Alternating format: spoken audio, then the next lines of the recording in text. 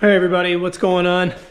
Welcome back. It's another day in the shop. Today's gonna be a little bit different though. I've got to focus on some stuff and get this wet sanding going. And what I've got for you is I've got a little bit of footage from Trevor about what's been going on with the car. He's got everything going on over at his channel at TBradFab. Make sure you check that out. I will put his link to his channel down in the words below. So I've gone ahead and I've cut this footage already and I've put together a little edit here from Trevor's stuff just to give you an insight about what's happening with the 55.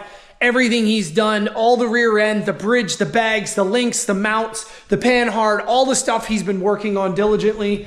It's turned out amazing, but I haven't been here to film any of it because I've been back home, and when I go back home, he's usually out here. So I'm gonna throw up a quick little edit here that I did of all his footage. It's not everything he's got. He's got a bunch of videos over on his channel. Make sure you go over to Trevor Bradfield at TBradFab right here. I will put it down in the words below as well, so you can check that link out. Go subscribe to his channel. But I'm gonna throw up a little bit of an edit just so you guys know it's not me talking, it is Trevor, and he's gonna give you a rundown of everything he's done thus far. And then after this video, then we can put out the video we did, because we've already cycled this bad boy and made sure it works. And it's gonna be a really fun, entertaining video with the two of us back and forth and hitting switches and seeing how everything plays out.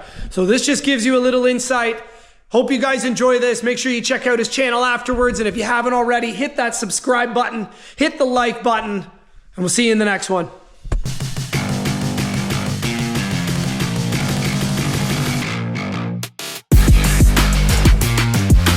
Hello everyone, I'm back. I'm gonna start putting out some videos. Got a lot going on with myself, Adam Pettengill, and Adam Lewis. If you check out Adam Pettengill's channel, he's given a little bit of insight on this project right here. Really excited to do. The car is a 55 Pontiac. It's named Aftermath, and he had air ride on it.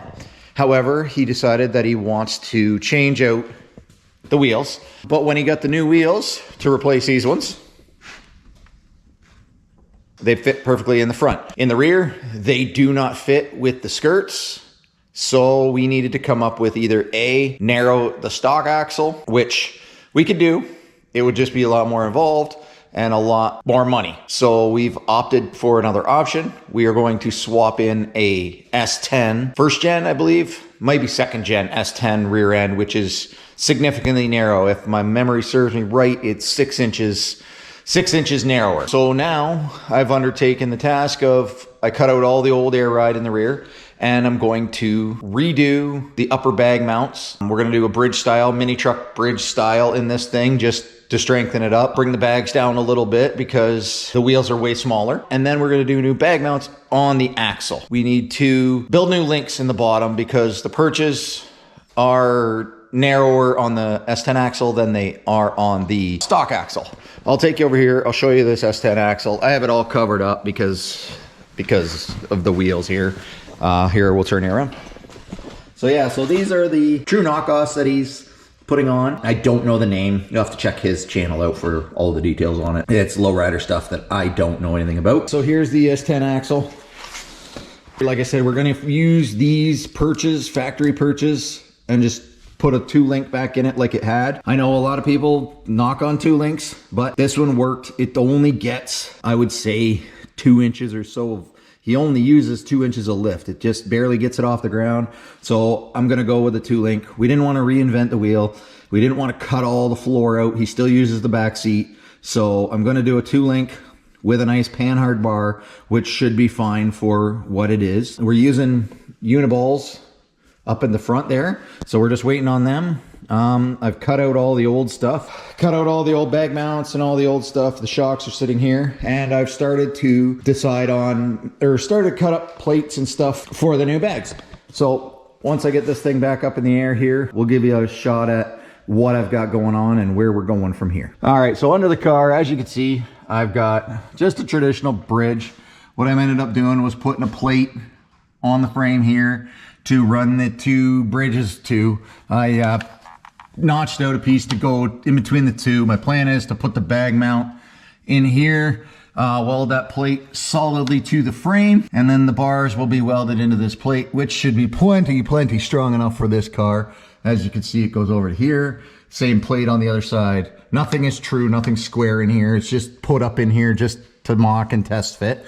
But we're going to do that. And then we're going to essentially figure out from here where we're going to mount our panhard bar.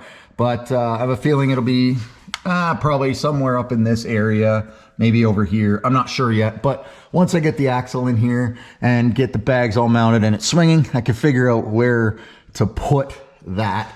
But in a nutshell, I'm just, like I said, doing this bridge. I'm just going to do a plate here, and then the bag will sit here. I'm going to make provisions so that you can run a 2500 or a 2600 bag. So in case the future he wants to either go up or down in the bag size, he can do that, because it did have, I believe, 2600s in it, and it rode pretty good. So we're going to try and put those back in it, but you never know down the road. I always like to make it so that it can be changed. There will be no interference with anything. So anyways, we'll get going on this. We're going to, I believe I'm going to start on the lower links. I want to get them in it so I can get the axle in place, so I can make sure where I'm going to put the plates in the top and line it all up with the axle. I'll cut in here some footage of cutting the link bars up, notching them, milling them square, and then we'll get back here and we'll have them all cleaned up and tacked up.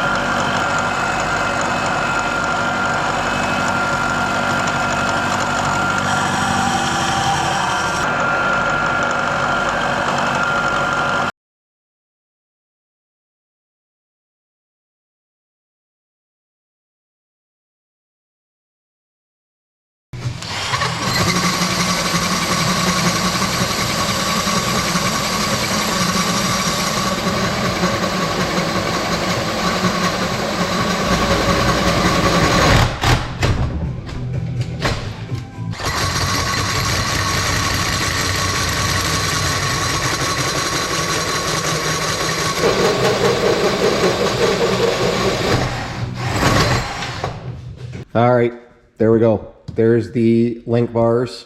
As you can see, they're all chamfered, beveled, tacked together right now. I will end up, once I figure out exactly where the axle sits, I'm going to drill a hole and I will weld a pin in here so that they locate perfectly to the rear end. I'm waiting on the Johnny joints to show up. They should be here tomorrow, maybe Friday, and then I can tack this on. I can get it set in there, get the axle in, see where it needs to go, and then we should be full steam ahead. But as you can see, that's them. They're just 2x2 box tubing, 3/16 wall.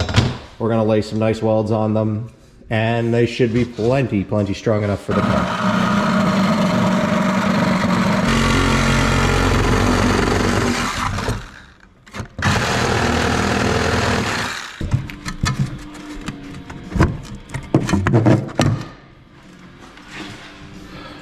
Last video you saw, I got some links all cut up, made up, tacked together. I now have them up in the car. They're up in the car, kind of just C-clamped in right now. We got the rear end up where we needed to. We ended up having to cut a little of the tunnel out. It's setting pretty low now. It's gonna be, she's gonna be low. Yeah, it's gonna be pretty low. It's probably gonna lay frame all the way down on these 13s. Next step I'm gonna work away on here is I'm going to get the axle actually bolted in now. I plasma cut these all out. I got my local place, Clausen's in Stratfordville, to bend me up some U-bolts.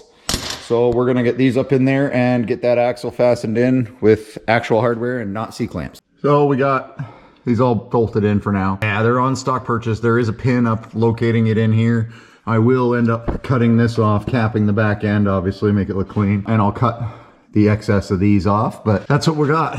That's how it's all looking looking pretty good. Now it's on to figuring out where to mount the bags on this thing. Gonna try and get them just over top the axle, right up in here, and in between the two bars that I had up there. So that's the next step here. Let's see what I can come up with.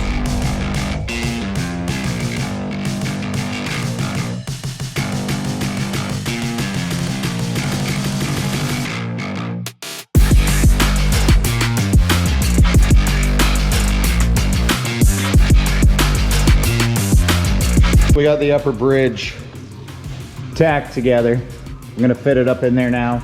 I'd like to figure out where it's gonna sit so I can design up some bag mounts for the upper. Like I said, I just got them tacked in right now, but once it's all figured out, I'll drop it back down. I'll solid weld everything, put it back up, and then solid weld these plates back in. So here we go, we're gonna put it back up in there and do some figuring on how we're going to put the bags in here.